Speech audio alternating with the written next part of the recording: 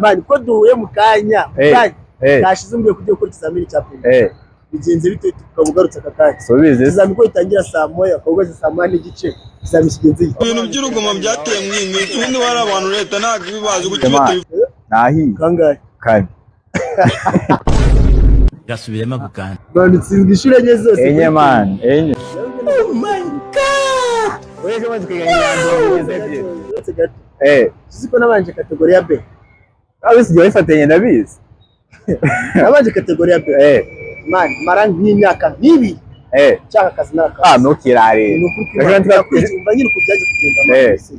nza kuza gufata umwanya ndavuga ati no reka nje gushaka kategori A kandi kategori B isekesha ntabwo cyiza aho nasoreje kuri kategori ya A boze rimwe gahita mbona na perimo bahise bandangira n'akazungu oh my god wigiye batogwa ubatana moto vite ni yaho ngo ku kigo kitwa skills driving and language school wewe warahiye batogwa n'akazi je narize mura rimwe atsinda maze gutsinda banandangira n'akazi mfite moto yabo ndaverisa 6 ku munsi mu mujyi wa Kigali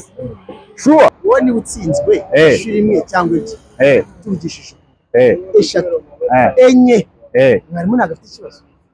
kuntu ari umuhanga mu ishuri wala subize tubuze nari man